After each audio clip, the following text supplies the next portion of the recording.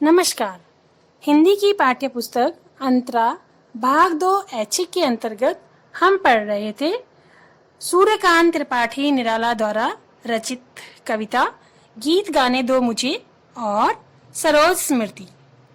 ये दोनों कविताएं मैंने आपको प्रसंग सहित व्याख्या और समझाई, आपको पूरा भावार्थ इनका समझाया। आज मैं करवाऊंगी इन दोनों कविताओं के प्रश्न उत्तर। तो चलिए पढ़ते हैं इनके प्रश्न और उत्तर। पहला प्रश्न है, गीत गाने दो मुझे कविता से। कंठ रुक रहा है, काल आ रहा है, यह भावना कवि के मन में क्यों आई? इसका उत्तर है, निराला जी ने अपनी कविता गीत गाने दो मुझे में ऐसे समय की ओर इशारा किया है जिसमें चोट खाते खाते, संघर्ष करते करते होश वालों के भी होश खो गए हैं। विषम परिस्थितियों में फंसे लोगों के लिए जीना आसान नहीं रह गया है। जो कुछ मूल्यवान था वह लुट रहा है। पूरा संसार हारकर जहर से भर गया है। पूरी मानवता हाहाकार कर उठी है। निराला जी संसार में व्याप्त दुख और कठिनाइयों का वर्णन करने में स्वयं को असमर्थ मानते हैं। इसीलिए वे कारुणिक स्वरों में पुकार कर उठते हैं कि कंठ रुक रहा है, काल आ रहा है, जिसका सामना वो नहीं कर पा रहे हैं। अगला प्रश्न है कि ठग ठाकुरों से कवि का संकेत किसकी ओर है? निराला जी ने अपनी कविता गीत गाने दो मुझे में ठग ठाकुरों शब्द प्रयोग से सृष्टि के नियता स्वामी यानी ईश्वर की ओर संकेत किया है। कवि महसूस कर रहा है कि विषम परिस्थितियों में भगवान भी असहायों की कोई सहायता करने को तत्पर नहीं है, यानी कि जो असहाय लोग हैं उनकी कोई इस समय मदद नहीं कर रहा है। दूसरे अर्थ में ठग ठाकुर वे लोग हैं जो इस धरती पर मानवीयता के विरुद्ध आचरण कार्य व्यवहार करने में जुटे हुए हैं। प्रश्न नंबर 3 है, जल उठो फिर सींचने को, इस पंक्ति का भाव सौंदर्य स्पष्ट कीजिए। तो इस पंक्ति का भाव है, निराला जी ने अपनी कविता गीत गाने दो मुझे की एक पंक्ति जल उठो फिर सींचने को में मानव मात्र को संदेश दिया है कि सभी मनुष्य मनुष्यता को अपनाकर दुख कष्ट सहकर भी मानवता को जिंदा रखें। इस प्रकार कवि इस पंक्ति के माध्यम से निराश व असहाय लोगों के मन में आशा का संचार करना चाहता है कि मनुष्य पे कितनी भी विपत्ति क्यों ना आ जाए, वह अपनी मानवता को न छोड़े। प्रश्न नंबर 4 है, प्रस्तुत कविता दुख और निराशा से लड़ने की शक्ति देती है, यह स्पष्ट कीजिए। गीत गाने दो मुझे कविता में निराला जी ने निराश व असहाय लोगों को दुख और निराशा से लड़ने की शक्ति दी है। कवि उस समय की ओर इशारा करके मनुष्य को चेताता है कि चोट खा खाकर संघर्ष करते करते होश खोने की कोई आवश्यकता नहीं है। भले ही जीना दुष्कर हो गया हो, परंतु स्वयं पर संयम रखकर मानवता के प्रति अगाध प्रेम व श्रद्धा का भाव रखकर सचेत होना ही श्रेयकर है।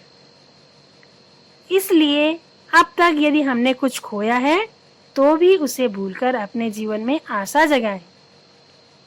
संसार में हाहाकार मचाती मानवता को बचाने के लिए हम पुनः अपने अस्तित्व को जाने पहचाने और लोगों का भला करें, यानी कि मुसीबत में रहकर भी हमें दूसरों की मदद करनी चाहिए। शोषण अत्याचार अन्याय के विरुद्ध हम लड़ेंगे तो निश्चित ही हमारी विजय होगी। शोषण अत्याचार और अन्याय के विरुद्ध लड़ने की बात सुनकर आदमी में इन सब से लड़ने की भावना का तीव्रता से संचार होता है। ये थी प्रश्नोत्तर गीत गाने दो मुझे कविता से। अब आगे प्रश्न है सरोज स्मृति से। पहला प्रश्न है, सरोज के नववधु रूप का वर्णन अपने शब्दों में कीजिए।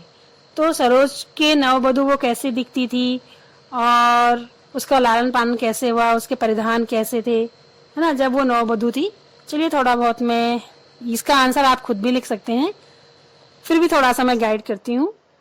निराला जी की जैसे पुत्री सरोज विवाह में वधु के रूप में बहुत सुंदर दिखती थी वह विवाह में पहनने जाने वाले लाल परिधान में सभी के चित्त को आकर्षित कर रही थी। विवाह के समय सभी नववधु या जो भी दुल्हन होती है वो लाल जोड़ा पहनती है। उसी प्रकार से सरोज ने भी पहना था और वह बहुत सुंदर दिख रही थी।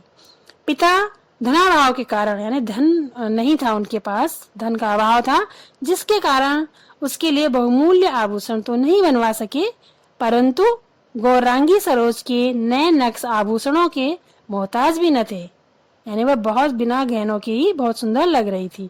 पतिगृह जाने की खुशी में उसके चेहरे पर मुस्कान थी। साधारण श्रृंगार किए हुए सरोज किसी परी सी लगती थी, यानी किसी परी से कम नहीं लग रही थी। सरोज का अंग प्रत्यंग पूर्ण विकसित हो चुका था। स्वस्थ व कोमल सी दिखाई देने वाली सरोज सभी के मन को मोह लेती थी। उपटन के प्रयोग से चेहरे की कांति पंडाल को दमका जाती थी, यानी उसके चेहरे पर बहुत कांति आ जाती है जब उस पर उपटन लगाया। जब शादी होती है तो दुल्हन पर या दूल्हे पर उपटन लगाया जाता है, जिससे चेहरा और ज्यादा खिल जाता है। तो उसी प्रकार से उसका सरोज का चेहरा भी खिल रहा था। वेणी में सजा फूलों का गजरा उसके रूप को अद्वितीय बना देता था, यानी उसके बालों पर लगा हुआ फूलों का गजरा भी बहुत सुंदर लग रहा था। तो ये था वर्णन सरोज के नववधु रूप का। प्रश्न नंबर इसमें दूसरा है कि कवि को अपनी स्वर्गीय पत्नी की याद क्यों आई। नवयुवती सरोज अपनी माँ को प्रतिमूर्ति थी। विवाह में जब नववधु के रूप में सजी सरोज को उन्होंने देखा तो उन्हें अपनी पत्नी की स्मृति हो आई कि सरोज जो थी वो बिल्कुल अपनी माँ की तरह ही लगती थी। अगला प्रश्न है, आकाश बदलकर बना मही में आकाश और मही शब्द किसकी ओर संकेत करते हैं। सरोज नववधु के परिधान में सजी हुई चांद तारों की तरह सजी संवरी कामदेव की पत्नी रति की प्रतिमूर्ति लगती थी। सरोज की चमक दमक को देखकर निराला जी को लगा कि पूरा आकाश धरती पर उतर आया हो, इसलिए उन्होंने इसको आकाश बदलकर बना मही का नाम दिया। सरोज का विवाह अन्य विवाहों से किस प्रकार भिन्न था। सरोज का विवाह बड़ी ही सादगी से हुआ था। उसके विवाह में निराला जी ने पुरानी परिपाटियां व रीति रिवाज तोड़ डाले थे। सरोज के विवाह में निकट सगे संबंधियों आत्मीय जनों को निमंत्रण नहीं दिया गया था, जबकि अक्सर ऐसा होता है, सामान्य सभी शादियों में ऐसा होता है कि अपने प्रिय मित्रों को, अपने सगे संबंधियों को बुलाया जाता है, लेकिन निराला जी ने ऐसा नहीं किया। विवाह वाले घर में किसी भी प्रकार की कोई विशेष चहल पहल अथवा रौनक नहीं थी। रात्रि जागरण या किसी प्रकार के मंगल गीत भी नहीं गाए जाते थे। सरोज का विवाह माँ के अभाव में पिता की देखरेख में संपन्न हुआ, यानी उसकी माँ नहीं थी तो ये सब व्यवस्था कोई देखने वाला नहीं था, इसलिए उन्होंने न संगीत किया और शादी में न कोई गीत गाने बजे और बिल्कुल साधारण तरीके से सरोज का विवाह किया। प्रश्न नंबर 5 है, शकुंतला के प्रसंग के माध्यम से कवि क्या संकेत करना चाहता है। कालिदास कृत अभिज्ञान शाकुंतलम एक नाटक है जिसकी नायिका का पालन पोषण कण्व ऋषि द्वारा किया गया था। मातृहीना शकुंतला का विवाह कण्व ऋषि के हाथों बड़ी ही सादगी से संपन्न हुआ था। मातृहीना सरोज के विवाह के अवसर पर भी निराला जी को शकुंतला की याद हो आई थी कि जिस प्रकार शकुंतला का विवाह हुआ ठीक उसी प्रकार से सरोज का भी विवाह हुआ। अगला प्रश्न है कि वह लता वही की जहाँ कली तू खिली पंक्ति के द्वारा किस प्रसंग को उद्घाटित किया गया है। वह लता वही की जहाँ कली तू खिली, इस पंक्ति के माध्यम से सरोज जी ने और निराला जी ने सरोज के जीवन को, विडंबना को उद्घाटित किया है। मातृ प्रेम से वंचित सरोज, यानी कि सरोज की माँ बचपन में मर गई थी, उसे अपनी माँ का प्रेम नहीं मिला। वह अपनी नानी के यहाँ पली बढ़ी। विवाह के पश्चात अस्वस्थता के कारण पुनः उसे अपनी नानी के यहाँ लौट आना पड़ा। इसी तथ्य को कवि ने इस पंक्ति में उद्घाटित किया कि जहाँ वह लता वहीं कि तू जहाँ तू पली बढ़ी थी वहीं अब फिर से दोबारा आ गई है। कवि ने अपनी पुत्री का तर्पण किस प्रकार किया। निराला जी को सदैव धनाभाव रहा, यानी कि उनके पास पैसों की हमेशा कमी रही। सरोज की मृत्यु पर वे अपने काव्य कर्म को निभाते हुए इस कविता के माध्यम से अपनी पुत्री की आत्मा की शांति के लिए श्रद्धांजलि देते हुए तर्पण कर रहे हैं। इसमें है अगला प्रश्न है कि निम्नलिखित पंक्तियों का अर्थ स्पष्ट कीजिए। नत नयनों से आलोक उतर, 1। श्रृंगार रहा जो निराकार, 2। और तीसरा है परपाठ अन्य यह अन्य कला। अगला है ये धर्म सहे नत सदावात।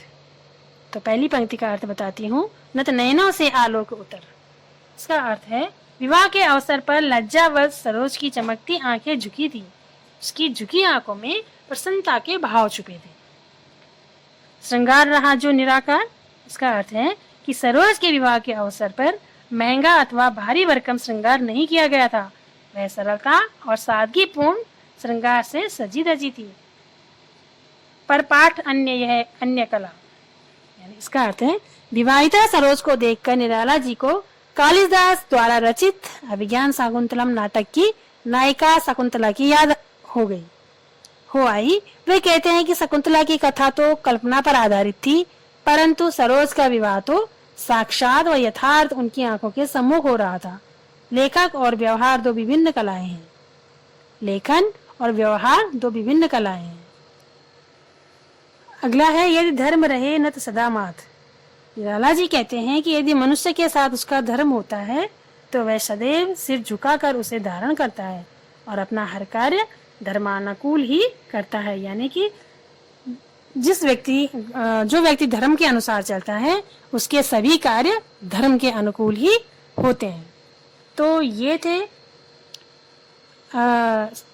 सूर्यकांत त्रिपाठी निराला जी द्वारा रचित गीत गाने दो मुझे और सरोज स्मृति से प्रश्नोत्तर। ये पाठ यहीं पर समाप्त हुआ। ये सभी प्रश्नोत्तर आप अपनी नोटबुक में कीजिए और एक दूसरे पाठ के साथ फिर मैं प्रस्तुत होंगी। तब तक के लिए धन्यवाद।